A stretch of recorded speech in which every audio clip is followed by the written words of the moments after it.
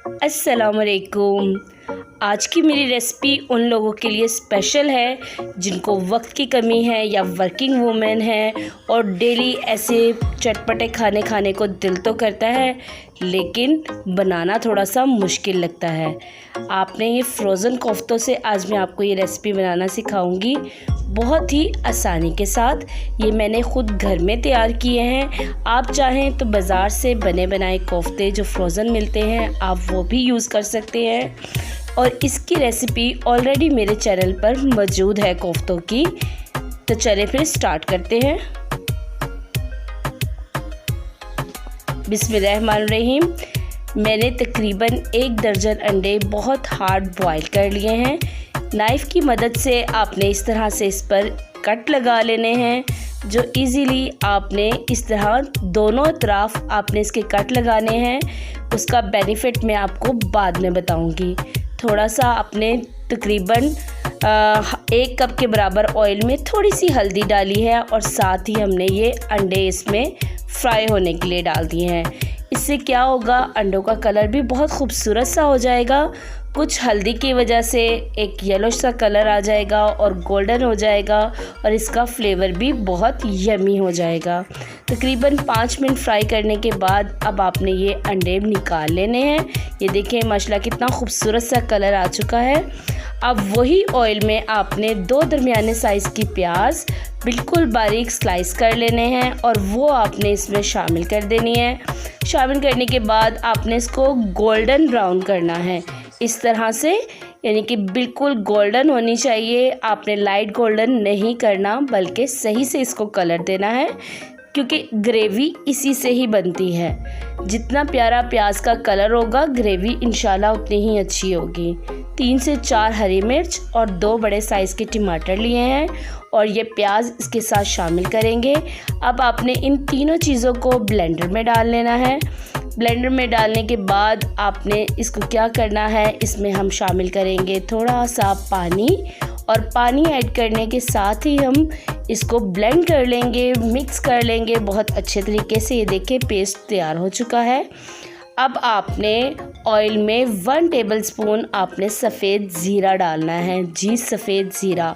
जब इसकी खुशबू आने लगे तब आपने 1 टेबलस्पून लहसुन अदरक का पेस्ट शामिल करना है। लहसुन अदरक का पेस्ट और ज़ीरा आपने तकरीबन 1 से 2 मिनट फ्राई करना है। फ्राई करने के बाद जो पेस्ट हमने तैयार की थी टमाटर, हरी मिर्च और प्याज से, वो आपने इसमें शामिल करनी है और फिर से हमने इसको फ्राई करना है 3 से 4 मिनट। मसाला जितना अच्छा आप भुनेंगे फ्लेवर उतना ही इंशाल्लाह यमी आएगा। 1.5 टेबलस्पून आपने इसमें पिसी हुई लाल मिर्च लेनी है, नमक हस्बे जायका, पिसा हुआ धनिया 1 टेबलस्पून, हल्दी कुछ हम पहले डाल चुके थे, कुछ ½ टीस्पून, पिसा ज़ीरा 1 टीस्पून, सफ़ेद मिर्च ½ टीस्पून। इन तमाम स्पाइसेस को आपने इसके साथ ग्रेवी के साथ बहुत अच्छे से भूनना है। तकरीबन 10 मिनट हो चुके हैं और ये देखिए मसाले का कलर बिल्कुल चेंज हो गया है, बहुत अच्छा सा यमी सा कलर आ गया है। इस स्टेज पे आपने क्या करना है, ये फ्रोज़न कोफ्ते जो आपने ऑलरेडी बनाकर या तो रख लेने हैं या फिर आप बाज़ार से बने बनाए भी ले सकते हैं।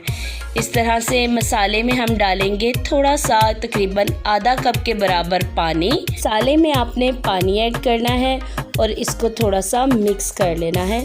साइडों से जो लगा हुआ मसाला है वो भी आपने हटा लेना है। अब इसमें बिल्कुल ये फ्रीज़ हुए मैंने कोफ्ते डाले हैं जिसके अंदर बर्फ़ है, वो डालने के बाद आपने 1 कप के बराबर इसमें दही बहुत अच्छे से फेंट कर वो आपने इसमें इस तरह से ऊपर से शामिल कर देनी है और अब इसको आपने कवर कर देना है तकरीबन 15 से 20 मिनट के लिए। इस दौरान ये देखें 15 मिनट हो चुके हैं और बेहतरीन से ये कोफ्ते अंदर तक बिल्कुल डिफ्रीज़ हो गए हैं। अंदर से बर्फ़ बिल्कुल ख़त्म हो चुकी है और यमी से ये कोफ्ता मसाला तैयार है। अब आपने जो अंडे फ्राई करके रखे थे हल्दी के साथ, वो हम इसमें शामिल कर देंगे। शामिल करने के बाद आपकी मर्ज़ी है कि आप इस स्टेज पर अगर ग्रेवी वाला सालन ज़्यादा चाहते हैं तो इसमें 1 से 1.5 गिलास पानी भी ऐड कर सकते हैं। मेरे लिए ये बिल्कुल रेडी है, इसलिए मैं डिश आउट करूँगी। ये देखें माशाल्लाह बेहतरीन से कोफ्ते अंडे का सालन बिल्कुल रेडी हो चुका है, जिसको आप गर्मा गर्म नान या गर्मा गर्म चपाती के साथ इंजॉय करें। ये देखिए अंदर से बिल्कुल सॉफ्ट हो चुके हैं, बिल्कुल भी अंदर बर्फ़ बाकी नहीं है।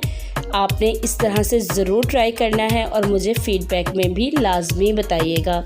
इंशाल्लाह फिर मिलेंगे। अल्लाह हाफिज़।